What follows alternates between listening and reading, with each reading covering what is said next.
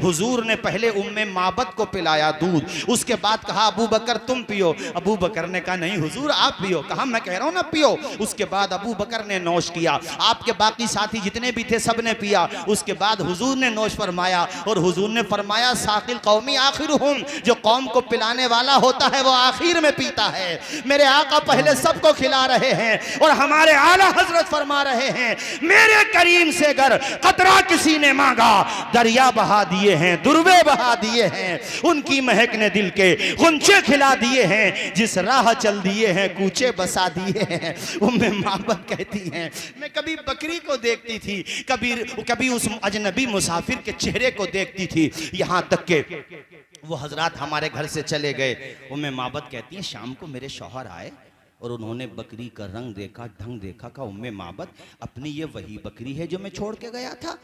कहा जी मेरे शौहर ये वही बकरी है और ये तो देखो अपने बर्तन दूध से भरे हुए हैं। कहा क्या कह रही हो? इलाके में कहत पड़ा हुआ है किसी के बकरी के थनों में दूध का एक कतरा नहीं। ये क्या कह रही हो? ये किसका कमाल है? तुमने कौन सा चारा खिला दिया? तो उम्मे माबद कहती हैं मेरे सरताज ये किसी चरागाह का कमाल नहीं है, उस अजनबी मुसाफिर का कमाल है। सुभान अल्लाह, किस मुसाफिर माशाअल्लाह की बात कर रही है? उम्मे माबद को नाम तो पता नहीं था, बस उसने एक नाम अपने आप से रख लिया मुबारक। मुबारक मतलब बरकत वाला। का मेरे शौहर वो मुबारक था, मुझे नहीं पता कौन था। मेरे शौहर जब वो बातें करता था ना, अरबी के अल्फाज हैं वसीमुन कसीमुन, बड़ा खूबसूरत था। और फी सौतिही सहलुन, जब वो बात करता था तो उसकी आवाज गूंजने लगती थी, उसकी आवाज दिलों को मुतासिर कर देती थी।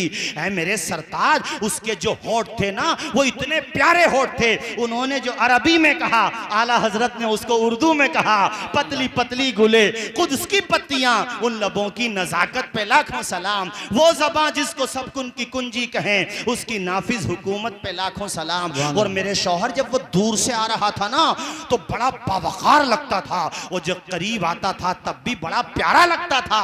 मेरे शौहर आप यकीन मानो खुदा की कसम इतना हसीन और जमील मैंने कुछ देखा ही नहीं है। तो शौहर ने कहा कहीं वो तो नहीं है जो मक्का से हिजरत करके आए हैं, जिनकी कौम ने उन्हें निकाला है? का मुझे नहीं पता, बस मैं तो उनको मुबारक कहती हूँ। पता एक दिन क्या हुआ, ये अपने बच्चे के साथ, अच्छा जब ये घर पे थी उम्मे माबद तो शौहर तो नहीं थे मगर इनका एक बच्चा था, अच्छा खासा समझदार था, वो था तो नाबालिग बच्चा मगर था वो घर पे। एक दिन ये मदीने शरीफ पहुंच गई, किसी काम से गई थी वहां। अब उस बच्चे की नजर अबू बकर पे पड़ गई। अबू बकर को देखा ना तो वो बच्चा अपनी माँ का हाथ हिला के कहता अम्मी वो देखो उनको देखो, ये वही हैं जो उस मुबारक के साथ थे, ये वही हैं जो उस मुबारक के साथ थे। दौड़ी दौड़ी उम्मे माबद हजरत अबू बकर सिद्दीक के पास पहुंची, कहा तुम वही हो ना? अबू बकर ने कहा हाँ। रोते हुए कहती है ए मुसाफिर मुझे उस मंजिल का पता दे दे, वो आखिर मुबारक कहाँ मिलेगा? मेरे अबू बकर सिद्दीक ने कहा ए बहन उनका नाम मुहम्मदुर रसूलुल्लाह है, वो आखिरी नबी हैं, शफीउल मुज़निबीन हैं, रहमतुल लिल आलमीन हैं। आ बहन मैं तुझे उनके पास लेकर के चलता हूँ। हुजूर के पास उम्मे माबद पहुंची, मेरे हुजूर ने बड़ा तोहफा दिया, इनाम दिया, अच्छे खासा खाने का सामान दिया।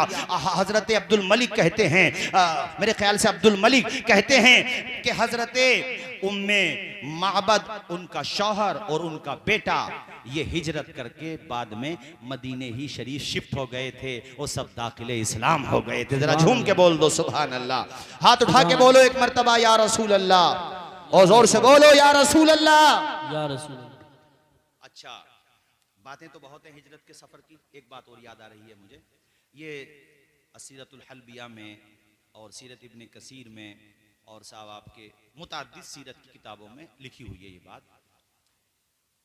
जैसे संबल से अपना मदाला कितनी दूर है? 8 किलोमीटर, ठीक है। जोया कुछ ज्यादा होगा, 20 किलोमीटर, ठीक है। मक्का शरीफ से एक कबीला था लगभग 40-50 किलोमीटर ऐसी कुछ दूर था, उसका नाम था बनी मुदलज। वहां तक भी ये इनाम और इकराम की घोषणा पहुंची थी। घोषणा पत्र तो सब जगह ही पहुंचा था ना कि जो भी पकड़ के लाएगा उसको इनाम मिलेगा। तो बनी मुदलज में एक बंदा था जिसका नाम था सुराका इब्ने मालिक। क्या नाम था? जरा बोलो जोर से, क्या नाम था? सुराका इब्ने मालिक। सुराका इब्ने मालिक कहते हैं कि जब मैंने 100 ऊँटनियों के इनाम की बात सुनी तो मेरे दिल में ये लालच आ गया कि इतना बड़ा इनाम अगर मुझको मिल गया तो मेरी तो नस्लें आबाद हो जाएंगी। अरे 100 ऊँटनियों का मतलब होता फॉर्चूनर गाड़ियां कई खरीदोगे उस जमाने के एतबार से कह रहा हूं मैं। 100 ऊँटनियां मिलेंगी। कहते हैं हम ये ऐलान सुन के बैठे ही थे कि एक हमारे कबीले का बंदा दौड़ा हुआ आया और हम उसने बताया कि 2 मुसाफिर जा रहे हैं समंदर के किनारे पे, मैंने परछाइयां देखी हैं। तो कहते हैं मैं समझ गया हो ना हो वही है, लेकिन मैंने बात काटी इसलिए कि कहीं दूसरे ना चले जाएं। मैंने कहा गलत बात है। नारे तकबीर, नारे रिसालत, नारे गौसियत, मसलके आला हजरत मुस्लिह कौम मिल्लत हज़रत अल्लामा मुफ्ती हम्माद रज़ा साहिब क़िबला, उलमाए अहले सुन्नत हज़रत अल्लामा मुफ्ती हम्माद रज़ा साहिब क़िबला, उलमाए अहले सुन्नत, आमद मुस्तफ़ा कॉन्फ्रेंस, नारे तकबीर, नारे रिसालत, मसलके आला हजरत हज़रत अल्लामा मुफ्ती हम्माद रज़ा साहिब क़िबला, उलमाए अहले सुन्नत। माशाअल्लाह, देखिए हज़रत अल्लामा मुफ्ती हम्माद साहब तशरीफ़ ला चुके हैं।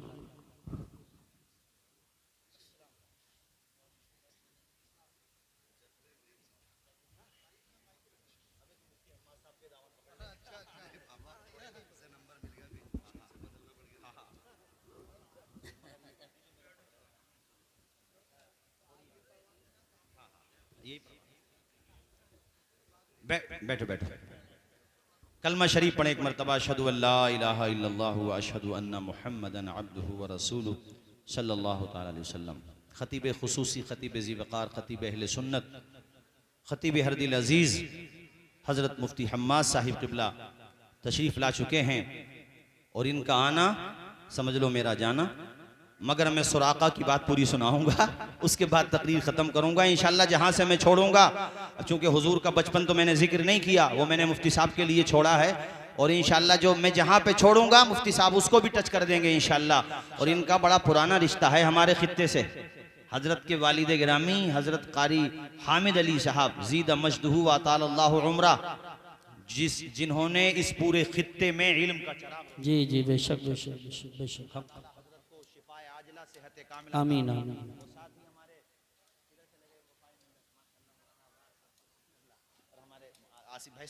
हजरात तुम्हें बहुत तेजी के साथ एक मरतबा जरा बुलंद आवाज से कलमा सुना दें, ला इलाहा इल्लल्लाहु मुहम्मदुर रसूलुल्लाह। अजीज़म हमारे हाफिज उमर दराज साहब, इन्हीं की दावत मोहब्बती और शफी भाई ने माशाअल्लाह शादी के मौके पर कारी साहब बड़ा उम्दा प्रोग्राम किया है। कल बारात जा रही है और मेरे ख्याल से इसी गांव से 2 बारातें जा रही हैं। अल्लाह ताला खूब बरकतें अता फरमाए, आमीन। और यही काम करने के भी होते हैं। भाई हुजूर की सीरत सुन रहे हो, आंख से एक आंसू भी निकला, अल्लाह चाहेगा वही बख्शिश का जरिया बना देगा, बेशक बेशक, तोशे आखिरत बनेगा। और ये मौका और ये महीना भी बड़ी बरकतों वाला है। तो मैं बात तेजी से आगे बढ़ाऊं। सुराका की मैं बात बता रहा था। सुराका कहते हैं कि मैं समझ गया कि ये उन्हीं के बारे में कह रहा। मैंने अपने लोगों से कहा, अरे यार उनको तो मैंने भेजा था, तुम कहाँ से इसकी बातों में आ रहे हो? उसको तो मैंने भेजा है, वो तो रास्ता भटक गए तो मैंने उनको रास्ता बताया। कहते हैं फिर मैं वहीं पे बातों में लग गया। जब वो लोग मुनहमिक हो गए, मशगूल हो गए, तो मैं घर पे पहुंचा और मैंने जाकर के अपनी नौकरानी से कहा कि तू ऊंटनी दूसरे दरवाजे पे लेके आ, यानी मेन रास्ते से नहीं गया मैं, वरना लोगों में चर्चा हो जाएगी कि हमें रोक रहा है, खुद जा रहा है। तो कहते हैं मैं दूसरे रास्ते पे गया, बैक डोर से गया, दूसरे दरवाजे से गया, और मैं फिर अपनी सवारी पर तेज रफ्तार घोड़ा लेकर के और अपने साथ में हथियार लेकर के उस रास्ते पे चल दिया जिसका उसने पता बताया था। कहते हैं कुछ देर मैंने घोड़ा दौड़ाया तो मुझे सामने दोनों नजर आ रहे थे, अबू बकर भी और नबी पाक भी। कहते मेरे दिमाग में बार बार 100 ऊँटनियों का तस्वुर आ रहा था। 100 ऊँटनियाँ मिल जाएंगी, इतना सरमाया मिल जाएगा, मेरा नाम हो जाएगा। कहते हैं दौड़ते दौड़ते जैसे ही मैं उनके बिल्कुल करीब गया, इतना करीब हो गया कि मुझे नबी पाक की तिलावत की आवाज आने लगी। कितना करीब हो गया होगा। कहते हैं सुराका कि इतने ही में मेरा घोड़ा संगलाख जमीन पर, जहां अगर जमीन में लकड़ी भी तुम गाड़ने लगो तो आसानी से न गाड़ सको, संगलाख जमीन है। वो ऐसी जमीन नहीं है जैसी अपनी है, रेतीली जमीन। उस जमीन पे जहां लकड़ी आसानी से गाड़ना मुश्किल है, वहां पर घोड़ा मेरा अपने घुटनों तक जमीन में धंस गया। मैं समझ गया कहानी दूसरी है, आसान नहीं है पकड़ना। कहते मैंने फिर अपना घोड़ा बड़ी मेहनत से निकाला। ये लोग फाल निकालते थे तीरों से। एक तीर पे लिखा हुआ होता था अमरनी रब्बी, एक पे होता था मनानी रब्बी, और एक पे कुछ नहीं होता था। तो अगर अमरनी रब्बी होता था यानी मेरे रब ने मुझे हुक्म दिया है तब तो ये वो काम करते थे, और होता था मेरे रब ने मना किया है तो नहीं करते थे। और अगर खाली वाला निकलता था फिर दोबारा ट्राई करते थे। कहते मैंने फिर फाल निकाली तीरों से, तो कहते हैं वो तीर निकला जिसमें इशारा ये था उधर मत जा, उनकी जात को तो नुकसान नहीं पहुंचा सकता, अपने घर वापस चला जा। मगर वो ऊंटनियों का ख्याल का क्या करूं, वो बार बार मेरे दिमाग को टटोल रहा था, कचकों के लगा रहा था। मैंने फिर दौड़ा दिया घोड़ा के आरिया पार। कहते हैं फिर मैं करीब में पहुंचा तो घोड़ा फिर मेरा जमीन में धंस गया। दूसरी मर्तबा के बाद सुराका कहते मेरे दिल की दुनिया बदल गई। मैं समझ गया रॉन्ग नंबर पे चल रहे हो सुराका, कुछ नुकसान नहीं पहुंचा सकते। उसके बाद सुराका कहते मैंने हुजूर की तरफ मुतवज्जह होकर कहा उन्जुरू इलैया फवल्लाहि ला आज़ैतुकुम, मेरे आका हमारी तरफ देख लो, खुदा की कसम तुम्हें नुकसान नहीं पहुंचाऊंगा। मैं तुम्हारा रुतबा पहचान चुका हूं कि तुम्हारी तरफ अगर ये घोड़ा बढ़ रहा है तो जमीनों में धंस रहा है, मैं तुम्हें नुकसान नहीं पहुंचाऊंगा, तुम मेरी तरफ देख तो लो। तो हुजूर ने मेरी तरफ देखा। अब सुनो मदाले के लोगों, मेरे हुजूर का इल्म तो देखो। हुजूर ने कहा सुराका पकड़ने आया है, उस दिन तेरा क्या हाल होगा जब तू किसरा के कंगन पहनेगा। किसरा मतलब उस जमाने का अमेरिका, तुम्हें समझाने के लिए कह रहा हूं। किसरा, उसने कहा किसरा इब्ने हरमज का, हाँ किसरा इब्ने हरमज, उसके सोने के कंगन, उसका ताज तुझे मिलेगा। किसरा कहते हैं या रसूल ए मोहम्मद इब्ने अब्दुल्ला, किसरा इब्ने कहा हाँ वो मिलेगा, उस दिन तेरा क्या हाल होगा।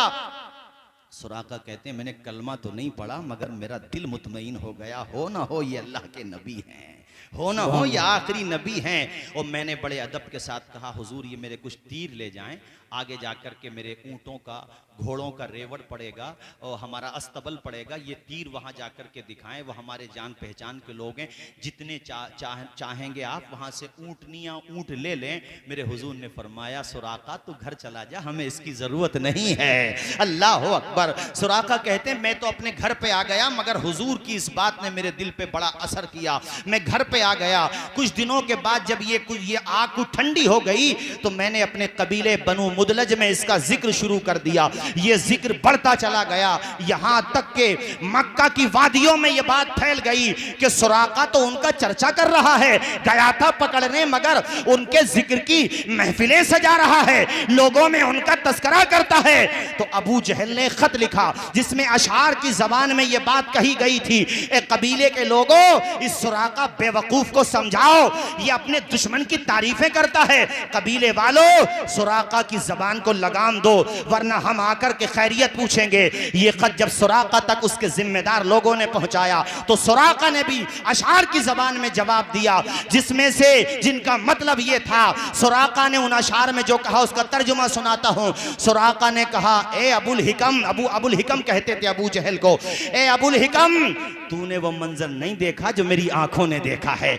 मेरा घोड़ा संगलाख जमीन पर घुटनों तक धंस गया, अगर तू देख लेता ना तो मेरी बोली बोलने लगता। उसके बाद कहा सुराका ने, ओ अबुल हिकम मैं तुझसे कहता हूं कि उनका पीछा करना छोड़ दे, मैं वो दिन देख रहा हूं जब उनका परचम पूरे अरब में लहरा रहा होगा।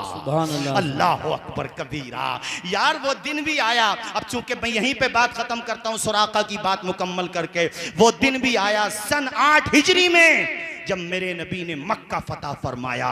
हर घर में एक ही सदा बुलंद हो रही थी, अशहदु अल्लाह, अब भी पढ़ लें, अशहदु अल्ला इलाहा इल्लल्लाह व अशहदु अन्ना मुहम्मदन अब्दुहु व रसूलुहु। सुराका कहते हैं मक्का फतह हो गया।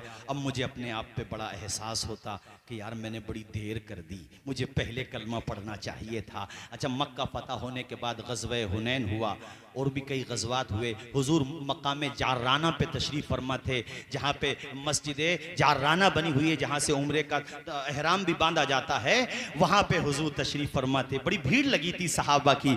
सुराका कहते हैं मैं अब हिम्मत करके पहुँचा और मैं अपने आप को अफसोस कर रहा था अपने ऊपर कि मैंने बड़ी ताख़ीर कर दी, मुझे पहले कलमा पढ़ना चाहिए था। मैं हुजूर तक पहुंचा सबको हटाता हुआ, और हुजूर ने जब मुझे देखा तो कहा तू सुराका है ना?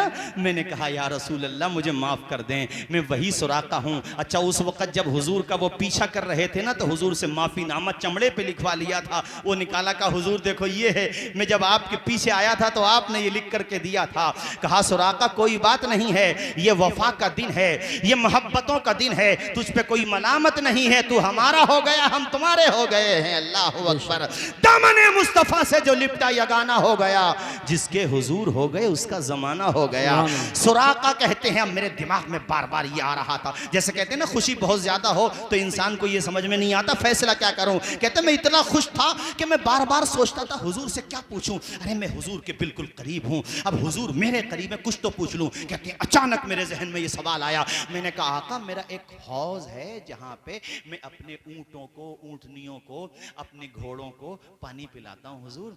वहाँ पे कुछ जानवर दूसरे भी आ जाते हैं, अजनबी, किसी की ऊँटनी आ गई, किसी का घोड़ा आ गया, वो कुछ ऐसे भी होते हैं वो किसी के नहीं होते।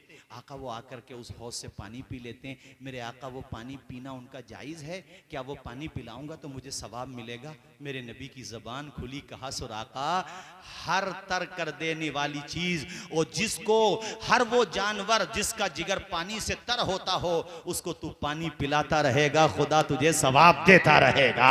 मेरे नबी ने पैगाम दे दिया कि दूसरे का जानवर अगर तुम्हारी चौखटों तक आ जाए और पानी की व्यवस्था ना हो, कमजोरी का जमाना हो और तुम्हारे घर पे पानी हो, तो ये ना सोचो वो जानवर किसका है, ये सोचो वो जानदार है। उसे पानी के चंद कतरे दे दो, खुदा तुम्हें सवाब अता कर देगा। मेरे नबी ने ये पैगाम दे दिया है। अरे जब एक बेज़बान को, एक जानदार को पानी पिलाने का इतना सवाब है तो एक इंसान को पानी पिलाने का कितना सवाब होगा। हमारे कारी साहब एक शेर पढ़ते हैं, वो मैं सुना देता हूँ। हुस्ने अखलाक की अनमोल निशानी दे दो, गम के ठहरे हुए दरिया को रवानी दे दो। तुम हुसैनी हो तो एहसान के मशकीजे से कोई दुश्मन भी अगर मांगे तो पानी दे दो। सुभान अल्लाह, सुभान अच्छा अल्लाह। पानी नहीं दे रहे हो मुफ्ती साहब, पानी छीनो तो मत कम से कम किसी का, ये अपना इलाका ऐसा है। आपने तो माशाल्लाह देखा ही है अल्हम्दुलिल्लाह, और आपके वालिद गिरामी की बड़ी खिदमत हैं। हमारे खित्ते देहात में सारी बातें बहुत अच्छी हैं। दूध प्योर मिल रहा है पीने को, रिफाइंड की जगह सरसों का तेल मिल रहा है, मोहब्बत भी बहुत है। मगर देहात में भाई दो तीन चीज़ों की बड़ी वीकनेस है। यहाँ थोड़ी सी बात हो जाए तो बंदूकें बहुत जल्दी निकल के आ जाती हैं। ज़रा सा आपस में झगड़ा हो जाए तो एक दूसरे की बर्दाश्त नहीं करते। वहाँ दूसरों के डंडे भी खाएंगे, लात भूसे खाएंगे, मगर अपने भाई के आगे सर नहीं झुकाएंगे। चूंकि नाक हमारी भी बहुत ऊंची है और इस ऊंची नाक ने न जाने कितनों को कब्र के अंदर पहुंचा दिया और कितनों को जेलों के अंदर पहुंचा दिया। यार नाक थोड़ी नीची कर लो, कब्र की रौनक का इंतजाम कर लो। दौलत खुदा ने दी है तो झगड़ों में न उठाओ, इस दौलत को बच्चों को पढ़ाने में उठाओ। अभी अपने संबल के करीब कोई बच्चा, कोई लड़का है, गैर मुस्लिम है, मगर मैं उसकी इसलिए तारीफ करूंगा कि उसका बाप जो था एक मामूली सा सिपाही था, मगर बेटा मेहनत करता रहा और IAS बन गया, तहसीलदार बनेगा। एजुकेशन ही वाहिद हल है, अपने बच्चों को पढ़ाओ। इस बस्ती में मुफ्ती साहब माशाल्लाह MBBS डॉक्टर भी हैं, इंजीनियर भी हैं, लोग पढ़ भी रहे हैं, पढ़ा भी रहे हैं। ये मन बनाओ, अरे वो गाली दे रहा है, देने दो, उसका किरदार है। हमारे सामने आएगा, हम सलाम करेंगे, हमारा किरदार है। वो जाने उसका किरदार जो है, हम तो सलाम करेंगे, मोहब्बतों के फूल खिलाएंगे। और ये ना सोचो कि सलाम करने से छोटे बन जाओगे। मुफ्ती हम्माद साहब एक बहुत बड़े खतीब हैं माशाअल्लाह, और बड़ी दूर दूर तक जाते हैं, अल्लाह ने बड़ी शोहरतों से नवाजा है। ये कारी साहब जो बैठे हैं उर्से रज़वी में निजामत करते हैं, एक बेहतरीन नाजिम है मेरे साथियों। इनसे पूछ लो, मौलाना अबरार साहब क़िबला, हमारे दीगर उलमाए ज़वील एहतराम पूछ लो। मेरे नबी ने फरमाया सलाम करने वाले को 90 नेकियां मिलती हैं, जवाब देने वाले को 10 मिलती हैं। खुद फैसला करो फायदा किसका ज्यादा है। इसलिए कहता हूं अदब से झुकता है, झुककर सलाम करता है। फकीर दिल को सिकंदर सलाम करता है, न इसमें रहना कि कोई तुम्हें सलाम करे, बड़ा तो वो है जो पढ़कर सलाम करता है। सुभान अल्लाह। झगड़े खत्म करो, बिल्कुल झगड़े सोच लो खत्म। किसी से कोई बात हुई थी, भैया हो गई, छोड़ो, बाद में भी तो सर फोड़ के पंचायत ही करनी है, उससे सही पहले बात कर लो है। यार, अभी कर लो पंचायत। बहुत अच्छा झगड़े पैगाम है, मत बहुत करो। अच्छा पैगाम। अल्लाह ने दौलत दी है तो बच्चों को पढ़ाओ, और बच्चों को पढ़ाने के बाद भी दौलत बच रही है तो माशाल्लाह रायसती खैलूम पे पहुंचा दो, और फिर भी बच जाए तो हमारे मौलाना अबरार के मदरसे में पहुंचा दो। मदारिस अपने नखास खैलूम है, अरे पहुंचा दो। इस दौलत को पानी की तरह मत बहाओ। 10-20 हज़ार रुपए मदरसे को देते हुए ऐसा लगता है जैसे रूह निकल रही है, लेकिन झगड़ा हो जाए तो 10-10 लाख रुपए खर्च हो जाते हैं। मैं गांव का नाम नहीं लेता, हम गए थे कोशिश करने, चूंकि हमारे ऊपर भी भूत सवार है इस्लाह करने का। हम पहुंच गए एक गांव में, भी नाम न लेंगे हम किसी गांव का, हम पहुंच गए उस गांव में तकरीबन 70-80 लाख रुपए झगड़े में उठ चुके हैं, और छोटी सी बच्चों में लड़ाई हुई थी और मामला बहुत खराब हो गया। हम पहुंच गए, दोनों ग्रुप में जो समझदार लोग हैं उनकी बात नहीं करता, लेकिन बाज ने जो जवाब दिया वो तुम्हें दूं और फिर मैं अपनी तकरीर ख़त्म करूं। एक साहब मुझसे कहने लगे, मौलाना नुकसान अपना भी नहीं है, अपने अगर 35 उठे तो 60 लाख उनके भी तो उठ गए हैं, वो 60 लाख में खुश है। और मैंने 60 लाख वालों से भी बात की, मैंने कहा भाई चलो हमने माना कि उनके भी उठे हैं, मगर खुदा के बंदो ज्यादा तुम्हारे उठे हैं, तुम ही बर्दाश्त कर लो। कह रहे हैं हमारे 60 देख रहे हो, उनके 35 नहीं देखोगे, हमने उनके भी तो उठवा दिए। यार क्या बिल्कुल सोतनों वाली लड़ाई बना ली तुमने, हद हो गई भाई, इंतहा हो गई। छोटी छोटी बातों पे झगड़े हो रहे हैं। दुनिया में झगड़े करने नहीं आए हो, झगड़ों को मिटाने आए हो। अगर हुजूर के उम्मती हो और मेरे आका के वाकईतन तुम उम्मती हो तो आज मन बना के जाओ, आधी रोटी खाएंगे, बच्चों को पढ़ाएंगे। यहीं पे जलसा हुआ तो मुआरा साहब आप सब लोगों ने किया था, अमीन मिल्लत तशरीफ लाए थे, क्या पैगाम देकर के गए थे। माशाल्लाह तुम्हारा भाई भी पढ़ रहा है, मुझे बड़ी खुशी हुई पता चला तो। और मैं सबसे कह रहा हूँ अमीन मिल्लत ने क्या पैगाम दिया था बताओ। अपने मदाला में आए थे, हजरत ने क्या कहा था, आधी रोटी खा लेना मगर बच्चों को पढ़ा लेना। आवाज आए, बच्चों को ये सोच के मत जाना हजरत हम तो पैसे वाले हैं नहीं, हम कैसे पढ़ेंगे, ये मत सोचना यार। मेहनत करो, कोशिश करो। कश्तियाँ जब लहरों से टकराती हैं तो किनारे तक पहुंच ही जाती है। दाना जब खाक में मिलता है ना तो गुले गुलजार बन ही जाता है। मिटा दे अपनी हस्ती को अगर कुछ मर्तबा चाहे कि दाना खाक में मिलकर गुले गुलजार होता है। हिजरत रसूल का ये हिस्सा यहीं तक, इंशाअल्लाह फिर कभी आना होगा, चमन रहेगा, फूल खिलेंगे और 28 तारीख में इंशाअल्लाह फिर मिलेंगे। वमा अलैना इल्लल बलाग। अस्सलामु अलैकुम व रहमतुल्लाहि व बरकातहू।